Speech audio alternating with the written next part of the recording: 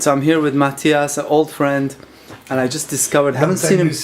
I know, haven't seen him for a long time, and look what I found. Cancer sticks. So Mathias, how long have you been smoking? Because when I met you last time, you weren't smoking. No, I was smoking till maybe since 14. Since you were 14. Oh my like God! So you were smoking in the closet. Yeah, no, at first I was smoking joints, and after, when I didn't have enough money, I started to smoke cigarettes. Oh my God! One bad news. Yeah, no, okay. I stopped everything, but I still have cigarettes. So how many cigarettes do you smoke in a day? In a day, like one pack, 20, something like that. Okay, do you like smoking? Depends, but now I would like to smoke less, but now it's too much an habit. Yeah.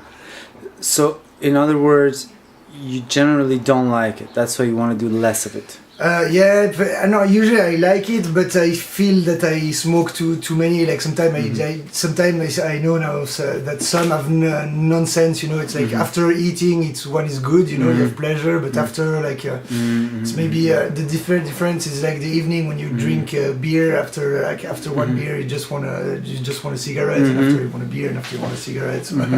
That's very interesting. Can you swing over side? Yeah. That's very interesting. You smoke around 20 a day, maybe you like 2 or 3, even then not the whole thing, just maybe half of it. Half of what? The one cigarette. Like usually it's always like 1/3, because the worst part is like 1/3 with the filter. So usually I try to stop at the thirds. But in general, it's something you want to cut down, but you don't want to stop completely. Yeah, but I'm not sure I can stop. No, the question I'm not sure I can stop, but I would like to stop one day. But now I don't feel that right now I have the balls to stop straight away. Okay, but that wasn't my question. The question wasn't whether you think you can stop. The question was whether you want to stop. I want. If you had the choice right now that you would just stop, you would choose that option, right? Yeah, I think so. Yeah. Theoretically. Yeah. Whether you're able or not, that's a different question. Yeah, for sure. You would, okay. Yeah. Okay, so the problem is then that you don't think you have the guts, the balls, the power, the will, whatever you want to call it. Every time I try to stop, I say, okay, now I stop. And I take like 2 hours, 3 hours, and after you start again. Yeah. That's the tragedy of it, isn't totally, it? Every small. So in other words, it's like a person who is in chains. He says, "I'm going to set myself free." He starts running, but before you know it, right back into the chain. So you admit that you are not free. Yeah, for sure. Okay. One thing you said is that someday you like to stop. Yeah. Okay. Now this idea, so I give you a couple of tips. Okay. This idea of someday is what's called psychological time, which means you think in the future you will have more power, you will be more free, something will change, you will change. Yeah. But the fact is, it will not happen. Yeah. What will happen, and you probably know this already because you set these deadlines just before. Like your mind is more. Sometimes you need one declic to go to. Well, just before we go there, what happens is that you set a date, for example, 1st of January. This is a very common one, right? 1st of January. Or when I finish school, or when I'm pregnant in her case, and that time comes, and then, oops, the mind is now faced with the challenge. So what happens then? It creates another excuse. Oh, no, not now. I do it. So it's a non-stop making of excuses into the future. So when you understand this, then you stop that movement. Then you stop playing that game. You know what I mean? Now, you mentioned about, because to understand the change, we're talking about somebody who's not free, right? You admit this. So the first thing we can do is to understand what those chains are made out of, right? So this is one part of it. Part of the reason the chain is there is because we've continued to defer the addiction into the future, bring in excuses. This is part of it. Now, the other parts of the chain are basically dependence, both physiological and psychological, right?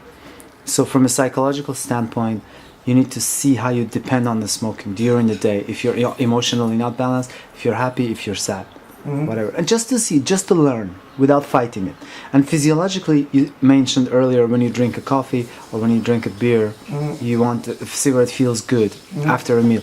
So this is also important to understand, because nicotine is a drug which works against both stimulants and depressants. So it works as a stimulant against alcohol and as a depressant against stimulants like coffee. So again, to understand this, some change can come naturally, just to see it. So, in other words, the future is now. I mean, and you have the best example right in front of you. Our friend, she stopped right now. She stopped, yeah, but you know Mark Twain, the writer? He said stopping smoking is very easy. I've done it 100 times. And you already know, the knowledge is there. You know it's bad for your health, you know it wastes money. I know that I need to have comment tu dis, une vraie volonté. No, like a revolution. Yeah, because sometimes you have a déclic, you know, like you have something and you say, fuck, stop, now I will do it, you know. But when somebody tell you, like, let's do it now, you know, it's not the same as if you put in, if you tell to yourself, like, now I want to stop. Okay. And I think it worked best if I tell myself, now I stop, you know. Now I choose the time now, me, you know, and not somebody else who come and say, okay, let's stop now. Yeah, of course. I think because I tried 100 times also, you know, so let me understand. You tried the idea of planned stopping, like I will stop starting tomorrow or next week or whatever, and this didn't work.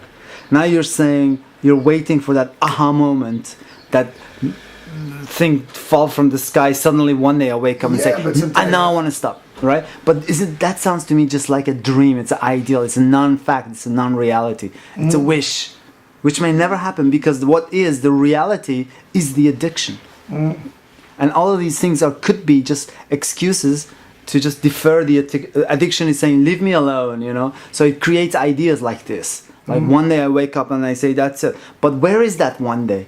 It hasn't come yet, right? I give you a couple of tips, okay? Okay. So first of all, take it very seriously, because read the packet. Yeah, no, I know. What does it say? I don't have too much time to stop because I smoked for too long. Anyway, I know that. Yeah. So for your health is bad.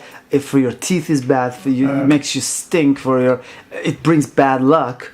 So you know all these things. So my tip to you is that just pay attention. Don't do it in your sleep. Next cigarette you want to pick up, look at yourself. Look at what's happening. Look at your mind, look at your body, your emotions. Look at everything that's happening. And just from learning how you depend on it, this learning what you're doing brings a change. Yeah, it's true that... just see how you depend on it, and how stupid it is to depend on this thing, which says, I'm your friend, you're happy, let's celebrate. You're sad, I will help you. But this is a bad friend. This is a criminal. You know, this is a friend that doesn't care for you. This thing only wants your money. That's it. So it's a losing game for you. It takes your money away, gives you bad health. It doesn't give you anything except for like 10 seconds of joy. You can find joy in so many other ways. You know what I mean? You go ride your skateboard, you go whatever, you find happiness, you sing a song, just simple things of life. You don't need to mess around with the narcotic. Anyway, so that's it. That's my message to you.